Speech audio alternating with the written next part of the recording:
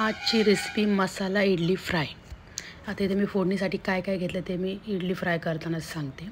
इथं मी आता कढई गरम झाली, त्याच्यामध्ये बटर, त्यानंतर थोडंसं ऑइल, बटर जळवू नये म्हणून, त्यानंतर मोहरी टाकली आहे, त्यानंतर ते तडतडलं की जिरं, ते छान परतले की चम्मचभर तीळ टाकलेत, हे छान परतून घ्यायचं। त्यानंतर मिरची, कढीपत्ता, त्याच्यानंतर आपलं हळद, धने जिरे पावडर आणि लाल तिखट, हे छान परतलं की त्याच्यानंतर आपली इडली टाकून द्यायची आणि खूप छान लागते। एक वेगळी इडली सांबार तर आपण नेहमीच खातो, ती एक रेसिपी खूप छान लागते। लहान मुलांच्या डब्याला पण तुम्ही देऊ शकता आणि खायला खूप छानच लागते आणि एक वेगळं काहीतरी झटपट पण होते, डब्यासाठी छानच आहे।